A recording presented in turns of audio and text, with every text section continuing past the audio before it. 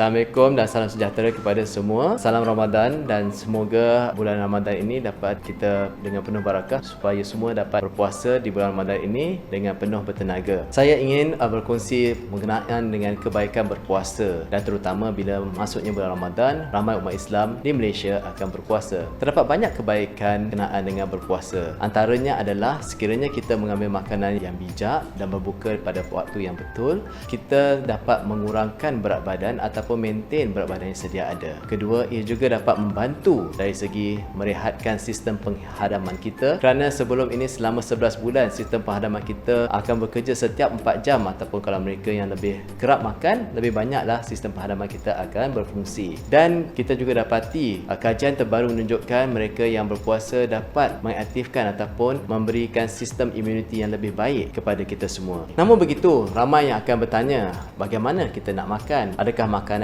cukup untuk membekalkan tenaga sepanjang hari kita bekerja? Dan ada terdapat beberapa tips untuk pemakanan sihat sepanjang kita berpuasa di bulan Ramadan ini. Pertamanya adalah kalau boleh lewatkan waktu sahur dan awalkan waktu berbuka, kerana ini adalah dua waktu yang amat penting untuk pengambilan tenaga. Dan bagi mereka-mereka yang tidak sihat ataupun mengambil ubat, ini juga memberikan peluang untuk kita mengambil ubat. Ingat ya, jangan hanya makan sekali, kerana sekiranya anda ada penyakit, contohnya kencing manis dan sebagainya yang memerlukan beberapa kali mengambil ubat, sekurang-kurangnya ambil waktu sahur dan berbuka adalah sangat serius dalam amalan kita. Tips yang kedua berkenaan dengan jumlah karbohidrat. Kenapa karbohidrat ni penting? Di samping dia juga membekalkan tenaga, dia juga adalah penting untuk memberikan sumber serat. Kerana seperti saya kata tadi, kita mungkin akan dapat merehatkan sistem penghadaman, tapi kerana kuantiti air yang tidak mencukupi membuatkan kita susah nak membuang air besar ataupun sembelit. Jadi dengan adanya cukup karbohidrat dan juga kita akan jaga hidrasi kita, air, dia dapat membantu kita untuk ketandas. Tetapi bila dengan jumlah karbohidrat ni, terutama bagi mereka yang ada penyakit kencing manis ya, pastikan ikut jumlah keperluan. Contohnya sekiranya anda banyak bekerja di luar, anda mungkin memerlukan 50% daripada jumlah kandungan tenaga daripada sumber karbohidrat. Dan pastikan dia juga adalah karbohidrat yang jenis kompleks ataupun rendah glycemic. Apa maksud rendah glycemic tu? Sekiranya anda makan makanan berunsurkan karbohidrat tersebut, gula darah anda akan meningkat secara perlahan-lahan. Contoh-contohnya daripada roti mil penuh, beras contohnya basmati, ataupun mungkin juga dari segi oats ya. Mungkin sekarang ada ramai yang sudah membuatkan oats di waktu malam untuk jadikan waktu sahur. Itu antara contoh-contoh yang baik juga. Ketiga, dari segi jumlah karbohidrat, pastikan sekiranya anda mempunyai penyakit kencing manis, agihkan karbohidrat anda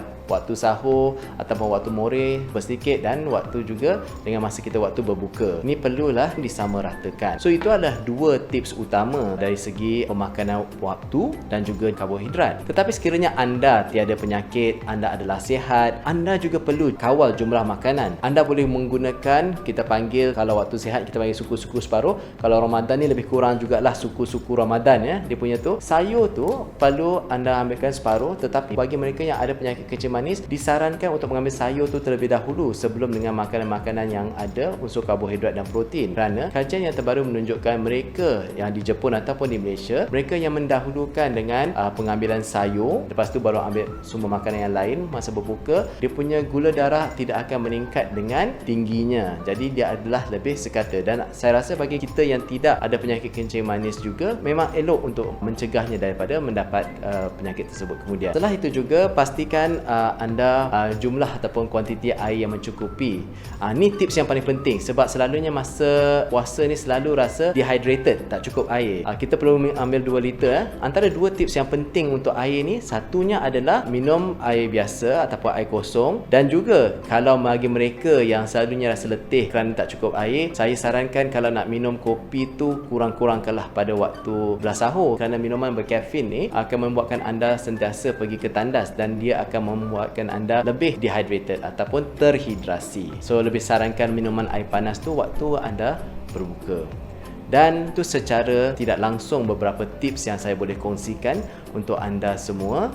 Semoga ilmu ini adalah bermanfaat bagi mereka yang di luar sana, supaya anda dapat menjalani proses puasa ini lebih mudah, lebih yakin dan lebih tenang, supaya anda dapat menjalankan ibadat-ibadat yang lain juga.